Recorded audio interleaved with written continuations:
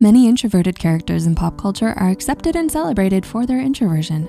However, introverts in the real world don't experience that all the time.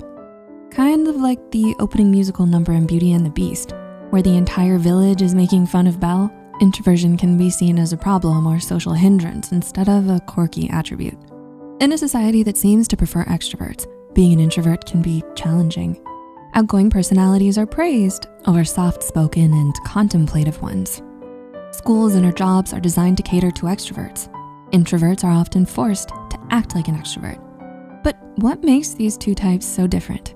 Many people fall on a spectrum, somewhere in between. Yet, we've assumed that these attributes depend on how a person relates to others. But these traits are linked to how you respond to social stimuli. Scott Barry Kaufman of the Imagination Institute explained the differences between how an extrovert and introvert brain engages in the dopamine reward system. Dopamine is a neurotransmitter that awards behaviors and encourages you to repeat them again.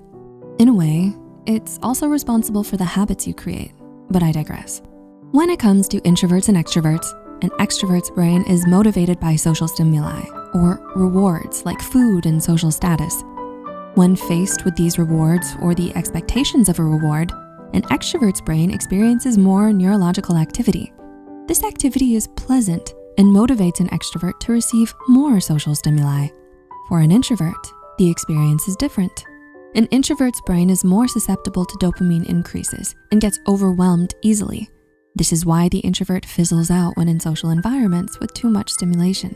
Introverts do not thrive with healthy doses of dopamine. They prefer acetylcholine. Acetylcholine is a slow-releasing neurotransmitter from the parasympathetic nervous system. It is also the primary reason why someone may prefer a quiet evening at home rather than being at a party. One theory posits that introverts may have more acetylcholine receptors than dopamine receptors. Putting aside neurological differences, neither introverts nor extroverts are better, and there is no such thing as a pure introvert or extrovert. As stated before, we all fall on a spectrum. Some just happen to lean more to either side, and few fall right in the middle. But why is it that we have to choose? Growing up, I was led to believe that being introverted was bad. People around me frequently misconstrued my quietness as shyness. I would often dread parent-teacher conferences because the remarks always were, "She's a great student, but she needs to participate more," as if my quiet temperament was problematic. Teachers and adults encouraged me to be more assertive and outgoing. I knew I didn't have to be assertive to be outgoing, but I made the effort to follow their request. I spoke more during class, involved myself in more activities, and passed as someone who was overly social. In reality, I was tired. It wasn't that I didn't want to be social. I preferred to stay at home reading rather than going out. I ignored my instincts, and without realizing it, I was limiting my strengths. Known introvert, Albert Einstein once said, "The monotony and solitude of a quiet life stimulates the creative mind." A 2016 study shows the relation of acetylcholine in learning and encoding new memories and information. So, when an introvert is in a quiet and calm environment, that's when they'll do their best in profound thinking. Western societies prefer extroverted individuals. Therefore, we assume that the person who speaks loudest has the best ideas. It's because of this bias that introverts are overlooked for leadership positions. But many world-respected leaders have been introverts.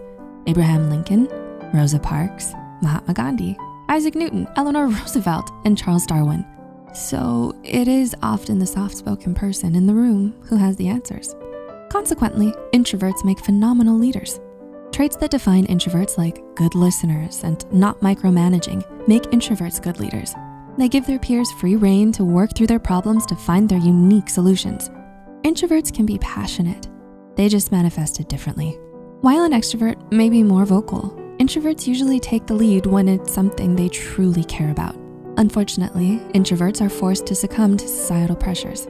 Everything in our society, from mandatory camera-on Zoom meetings to forced group projects, work against introverts. But the world needs introverts as much as they need extroverts. As a society, we should encourage and listen to introverts because their ideas can change the world.